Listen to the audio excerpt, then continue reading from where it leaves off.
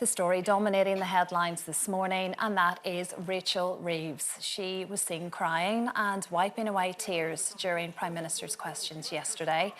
Now, we don't know exactly what is going on, but Sir Keir Starmer has since said it has got nothing to do with politics, but a personal matter instead. So, is it a good thing to see our politicians show more of a human side? What did you make of it yesterday? Well, I actually was watching the news live, and I have to say I find it sad in some ways. I find it quite upsetting. I find it quite difficult to watch because I'd never seen anybody cry like that in Parliament before. But I made just a note of different things.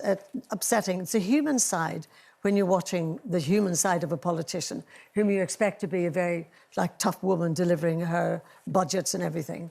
And the mere fact that we learned afterwards that it was a personal thing, nothing to do with politics, and we still haven't been told, and we don't necessarily need to be told, but Keir Starmer then said it's a personal thing and nothing to do with politics, so we don't know what that is yet. And apparently, before question time started, the Speaker of the House had a conversation with her that looked quite touchy, so she had that going on. And then, of course, you have to look at the fact that women, we have all worked for decades, really, to say, look, we can do this job. We can, if you want, if that's the way you're inclined. Some women don't want to do it, but a lot of women who wanted tough jobs have been fighting for it for decades, saying, we can be a CEO, we can be top of the tree. So when you see somebody top of the tree, it sort of seems a bit odd then to see that person crumble. I mean, sad in some ways, human, we're all human, but to see that person crumble into tears. And then you have to remember as well, the pressure that she is under at the moment for all the U-turns, the bad decisions that they're saying the government has made. So she's under enormous pressure. So some might argue, you can argue both sides of the coin, really. Some might say there's only so much that any one individual can take, and she's had it in piles. And the other criticism in all the papers is the fact that the Prime Minister appeared to be quite callous in that he didn't stand up for her in any of his speeches. You know, it was, in fact, I did make a note of this. Like, for example, they said that she is a human shield for his incompetence. So a lot of the newspapers implied that. That's not my statement, that's the newspapers. So it's a very complex issue. I find it quite sad. And she is human like everybody else. I mean, it was like a scene out of Gladiator, wasn't it? I just think everyone was kind of coming for her, and even Kemi that said that was just kind of looking at her like, look at her, look, she's a total mess. You know, she can't cope with this. And I just think she's under so much pressure. She's the first woman, like you said, to have this role in Parliament. So she's under all of that pressure. And it's probably a personal thing, nothing to do with politics at all. And you just wanted the Prime Minister to turn around and just put his arm on her and go, are you OK? But there's just no room for it. I don't think he actually saw it happening. Do you not think he saw it? No, because if you think about it, the cameras were facing him and he was arguing with Kemi Badenoch, who's on the other side. So his focus is all that way. And we can see, as the audience, that she's just below him. And he never literally dipped his head down because he's defending his whole team, I suppose. So I felt like he might have been unaware of it happening. Only might. I know, but because the focus was all on her. I mean, everybody was looking at her. Of course. And she's under so much scrutiny at the moment. Exactly. And I think that moment, for me, you know, obviously we have so many opinions on all of these decisions they're making and how are they going to pay for all of this.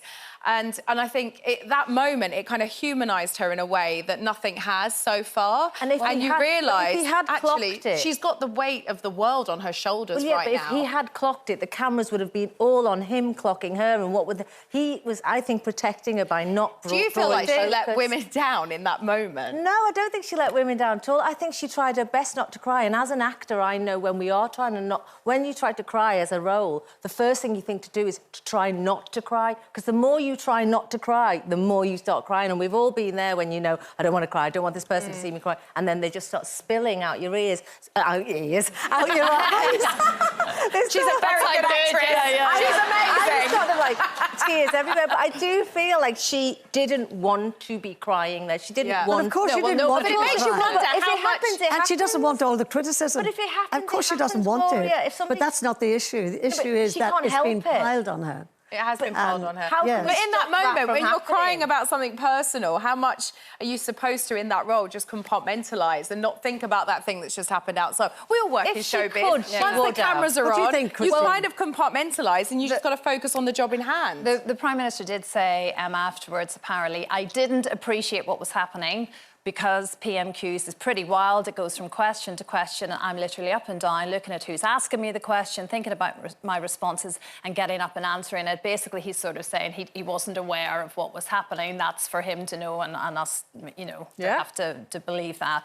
I think the difficulty is you go into politics knowing what it is. Certainly when you're in that gladiatorial bear pit that is Parliament and MP or Prime Minister questions particularly, it's a tough world. So you have to be made of stern stuff. I couldn't do it. So I, you know, put my hands up and appreciate anyone that can. But equally so, I think there's been so many decisions. There'll be a lot of people at home affected by those decisions. Of course. Like the winter allowance, for instance, fuel allowance. I'm sure there were a lot of pensioners crying over that. So I think as a politician, you do have to. Well, you saw the markets fluctuate as soon as it happened. It did. But so we're so vulnerable. We're on that world stage. What does that send out to the rest of the world? It is. Having said that, if this is what we're being told that it's actually not politics, it's a personal issue. We all know, no matter what your job is, if there's something happening at home, Well, that we overrides have all everything cried in that this you do. programme, haven't we? And so from that perspective, just as a human, you can't help but feel for someone, you know, Sure. if it's away from the political bit. But it's like you say, how it looks on the world stage, I guess. You know, you can imagine what Donald Trump, for instance, She's a might very be vulnerable thinking lady in at those the moment, moments, anyway. you know. Very vulnerable. It is, yeah, exactly that. Very vulnerable indeed. Yeah, let us know what you think. We'll read out some of your comments in a little bit.